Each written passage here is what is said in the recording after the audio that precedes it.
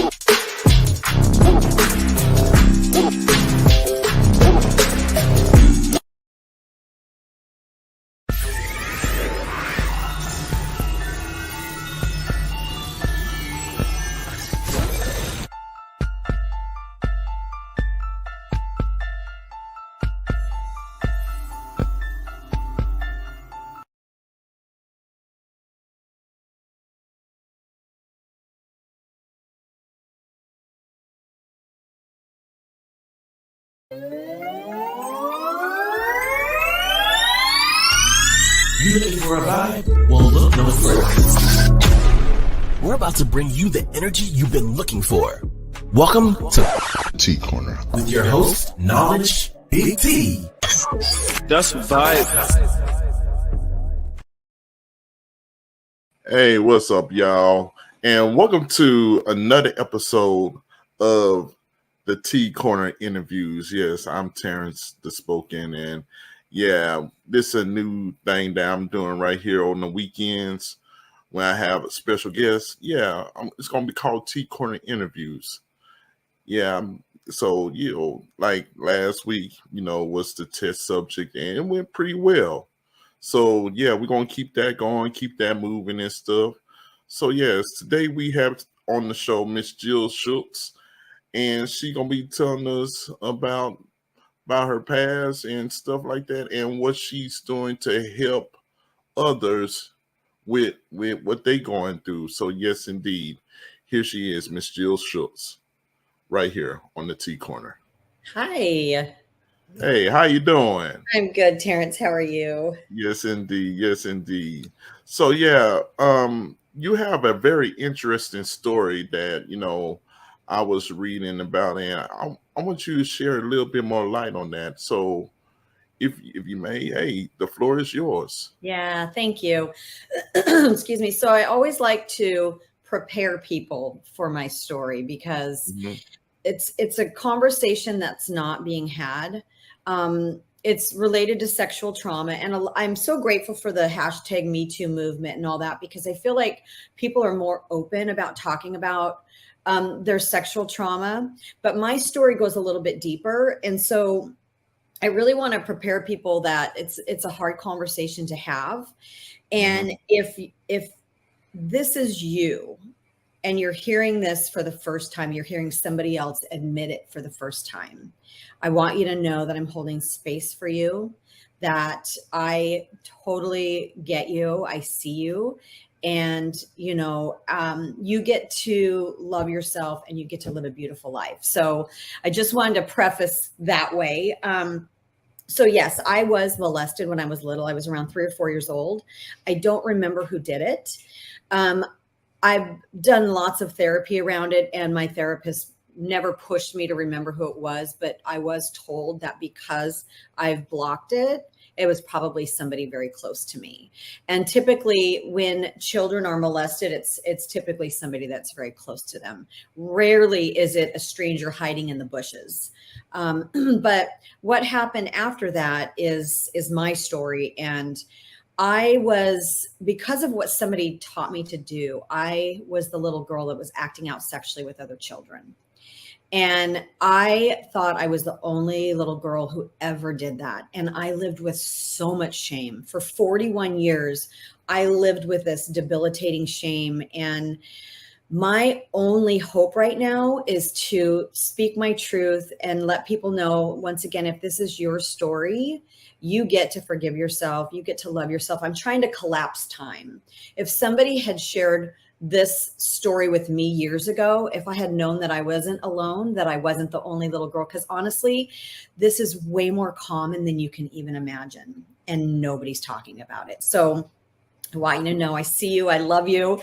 And, hopefully by me sharing my story, you will take the opportunity to tell somebody and get it out of your body. That's the first step. You have to talk about it. You have to share it. And if you don't mind, Terrence, I want to just talk on that a little bit. I remember going to therapy and walking into that room, and every time that I had to be honest with what happened, I would just have this massive pit in my stomach. And I'm sure some of you right now, as you're listening to this, you're feeling that same feeling. But every time I've shared my story, I've been blown away by the level of love, the level of compassion, and the level of understanding that was waiting for me on the other side of that. So I want to encourage people to find somebody to talk to about it, and know that what you've made up in your head is way worse than what you're going to find on the other side of speaking your truth. So that's a little bit about me, Terrence. Oh yes, and God bless you for sharing your story, because I know there's some people that's like amazed just seeing you being able to speak about your past, about your trauma, and you doing it in a positive light, because there's some people that do it in a reactive form. They just like, try to bring something up like that to them, and they will start, coming at you. I'm like, oh, okay. But you doing it in a positive light, and you want to help people, and that's awesome. And Yeah, thank you. I hope that this message goes out to the people that need to hear it and stuff, because I now have like a stepdaughter that looks up to me and stuff. And I'm sorry, Terrence, I'm having a hard time hearing you. You're kind of breaking up, and I want to make sure that I'm hearing you, and I'm sure that your audience is definitely going to want to hear what you're saying. Okay, all right. Can you hear me now? Yes, I can. Okay, all right. Maybe I need to get a little bit closer to the mic. Got to eat the mic. Isn't that what they say? You got to eat the mic. Yeah, but don't eat it too much, because I did that on the interview way back in the day with a very famous person, and they even laughed. But we got through it and stuff. But now I can't even look at that interview because I sound all like too close to the mic. I'm like, God dang, I was nervous as hell. Shit. I'll be like, damn. You were trying to talk about I think you were talking about your niece.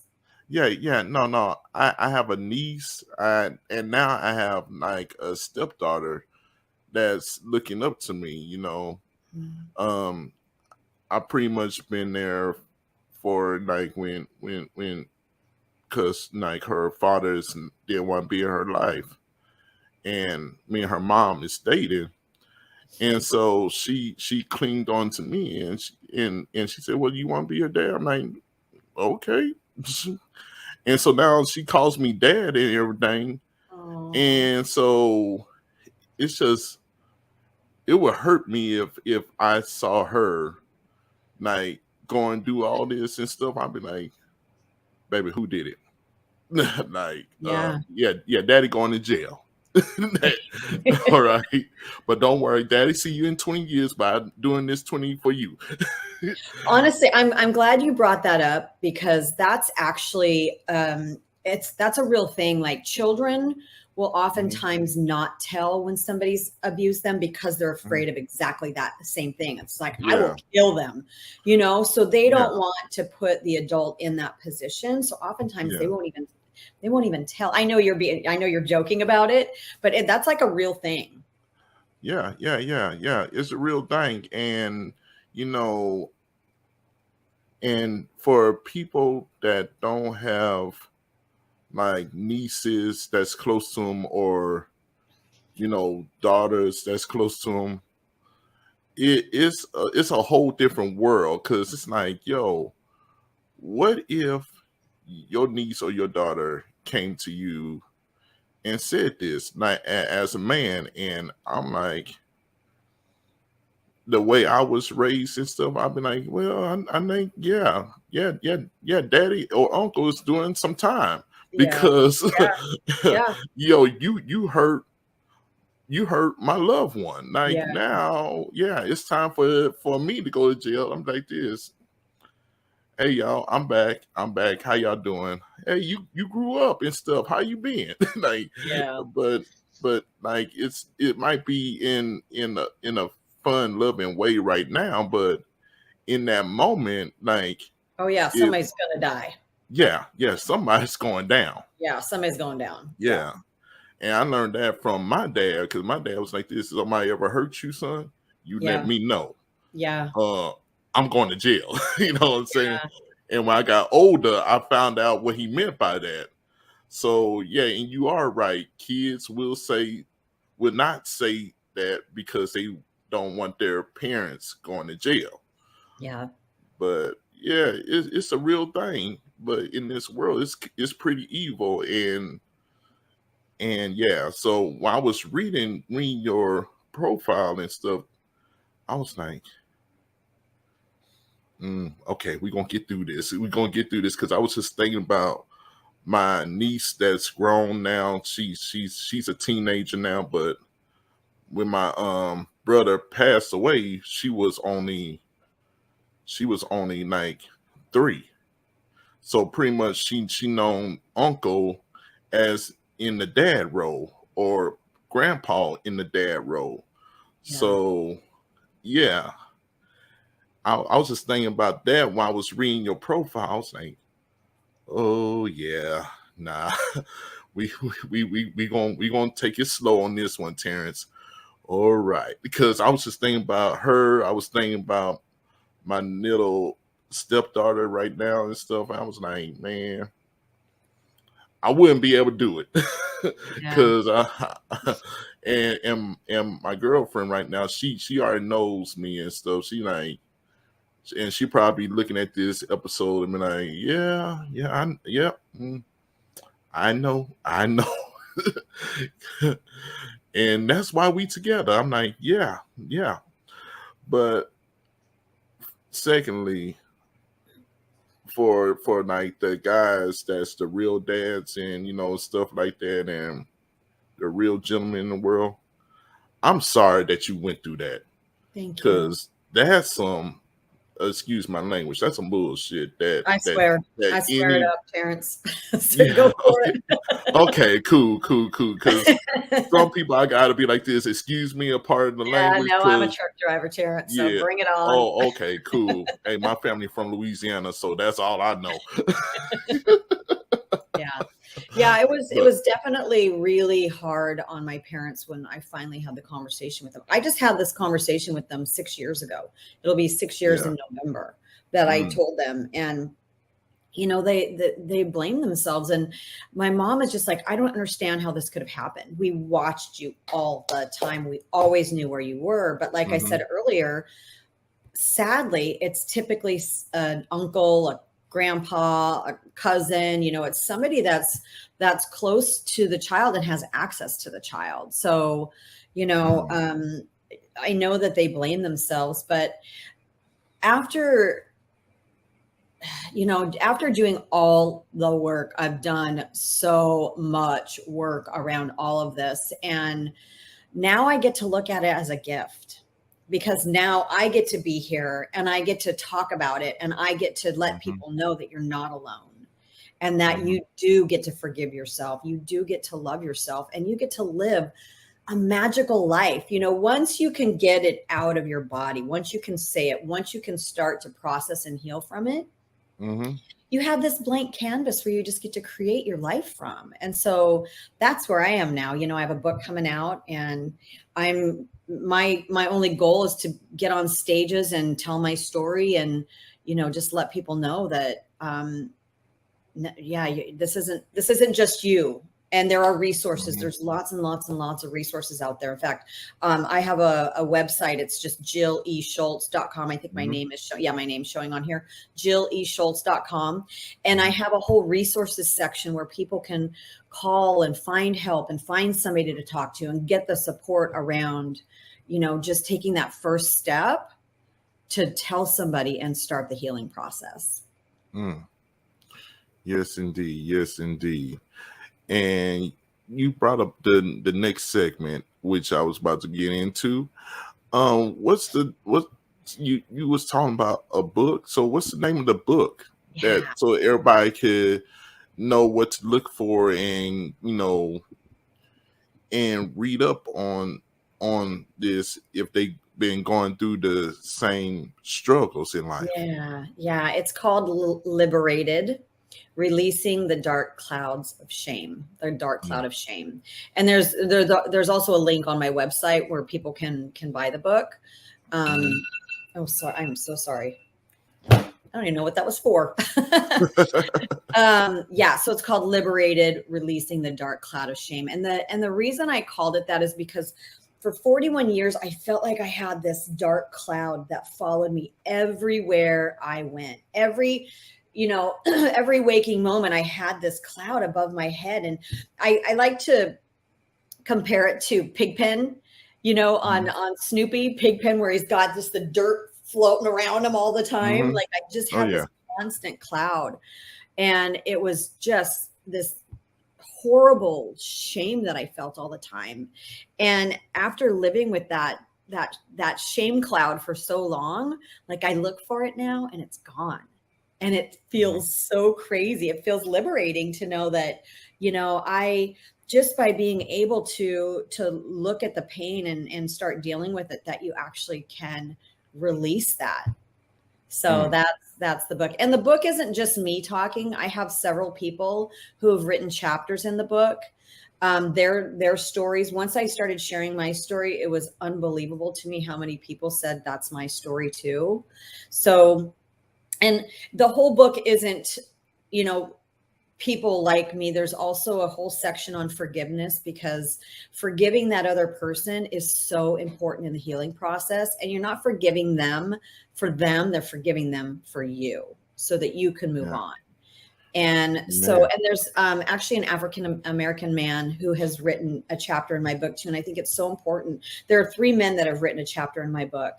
And I think it's really important for men to know that if this was you, if somebody did this to you, it's very common. And these particular gentlemen struggled with their sexuality because of that happening.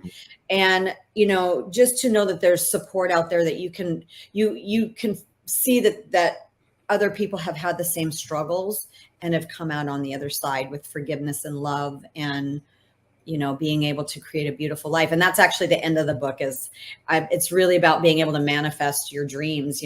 I believe that, and I don't know if you have faith or not. I'm Christian. Yes, please don't turn this off if you're not, because it doesn't matter to me. You may call it God, source, universe, whatever that is to you. But I really believe that everything on your heart was given to you by God. Every want that you have was given to you by God. And it's your only job every single day to let yourself know you get to have that. You get to have those desires on your heart. And I have crazy desires on my heart, So, and I like to joke because I have like yachts and jets and all the things on there. And like, I don't have a fishing boat on there. I don't want a fishing boat. God did not put a fishing boat on my heart. So the things that I really, truly want, I can have those. All I have to do is align myself and, feel worthy of having those things. And so I always like to ask the audience to write down 5 things that you really, really, really want. And they can be crazy, outrageous things, because you actually have the capabilities of having those things. Yes, indeed. And I like what you just said, because it reminded me of something that I even told those close to me. I said, look at here, if anything should ever happen to me, this how I'm gonna know that I made it in heaven. Yes, I see that. I see the mansion. Yes, the mansion has my name on it. Okay, cool, great, wonderful. Oh yes, you love me. I see my orange juice and apple juice fountain. Thank you. That's why I was asking for. You can leave me be now. You want an orange juice and apple juice fountain in heaven. Yeah, I love because it. even when I was a kid, I used to love orange juice and apple juice, and to this day, I still do. That's so So, so it kind of when you said that, I was like, "This orange juice, apple juice fountain on cute. deck." Now I want apple juice. I haven't had apple juice in years. That sounds delicious. Yes, indeed. Yes, indeed. But you make a good point. Like write out like the desires that you want in your on your heart that you have on your heart, and understand that you can do it. You can make it happen. And it's a little bit off topic, but I tell people all the time that we are only using 10% of our brain. But if God could create it, we could create it. And I know it might sound crazy for people to actually think about and stuff like that, but like this, man, no, you just being facetious. I'm like this. No, he never put no glass ceiling over you. You could do whatever you want to. Yeah. Just have the faith that hey, I can do that. Like the reason why a millionaire is because they had a faith to say, hey, I won't be a millionaire. Yeah. But I yet they put on the same shoes and the same clothes as you. Yeah. I had this big truth bomb years ago. It was probably about 33 years old when I had this, but I had the realization, and maybe people already know this, and maybe I was just slow getting there, but like every day you get to choose what your life looks like. Every single day you get to create whatever you want your life to be. So all you have to do is decide and then take the steps that are leading you in that direction. So for example, if you want to have a really fit toned body, go to the freaking gym. Like you get to decide, you get to make that decision. You know, if you want to entrepreneur and start a business, we'll start reading books on how to be an entrepreneur. Start, talking to people who are entrepreneurs and finding out how they got there. What did they do to get there? Like every single day, you get to decide what you get to be when you grow up. And that's powerful to me. Oh yeah. That's the power that most people think that they don't have. I'm like, you have it. Just believe that you can do it. Yep. And the hardest part is believing. Yeah. And I should know because hey, I used to be in that same boat. So I'm actually talking from experience like this. I used to be the one be like this, man. Look at here. I ain't gonna lose no weight, man. Forget that. And then somebody just told me, hey, you don't have to go to the gym. Just step outside and just walk. Walk anywhere. Yeah. Just walk, clear your mind. Do that for about one day, come back home. Then do it for another day, come back home. By the time you get to about 10 or 20, go measure yourself. And I did that. I was like this, man, hold on, I'm losing weight. I'm not doing nothing special. And it was like, but you stepping outside and move you your just body. moving. You just walking. and that's where my faith started growing and stuff, and my belief system started growing. Like, okay, so this is the step-by-step process. And I also be on the flip side of it where I was like this, oh, I'm just gonna run before I even learn how to even crawl. Yeah, I didn't go too far.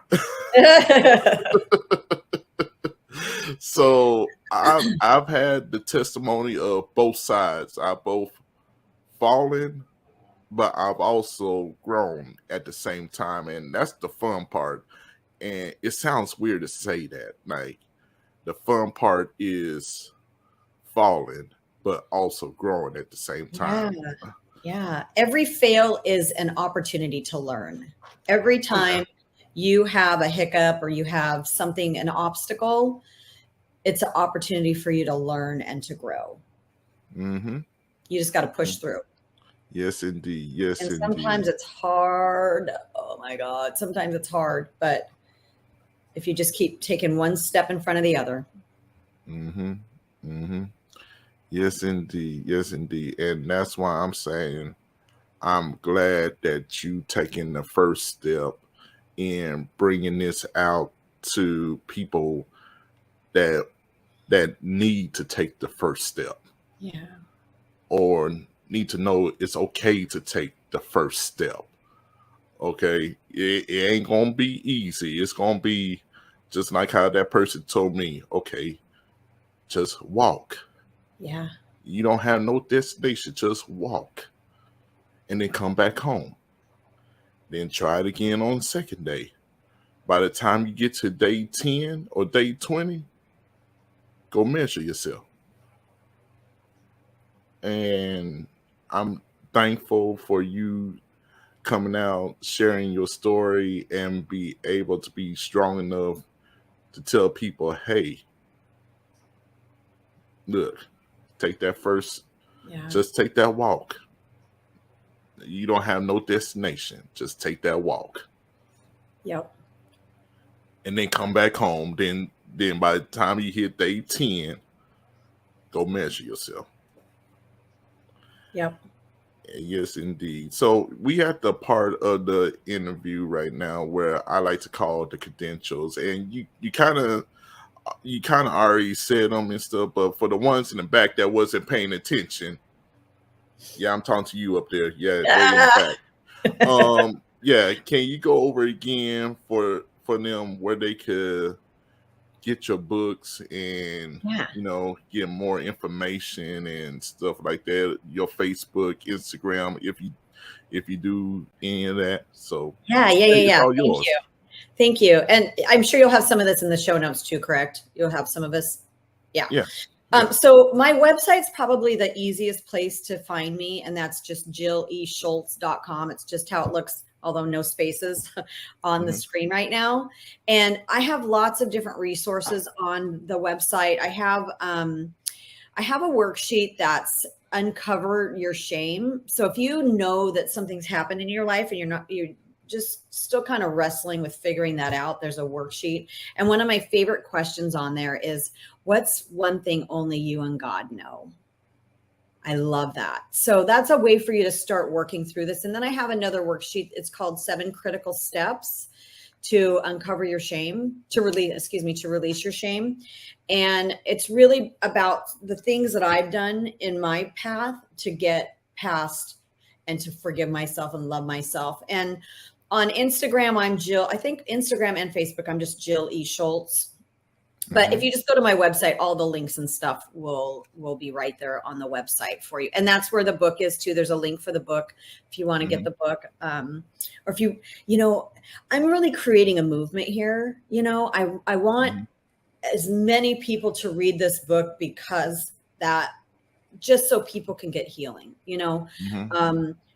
it's just amazing to me how nobody's having this conversation, but a lot of people have this story. So if you know somebody who you think could benefit from reading the book, buy them the book. The holidays are coming up. I just want people to be able to be set free and live a beautiful life, Oh yeah.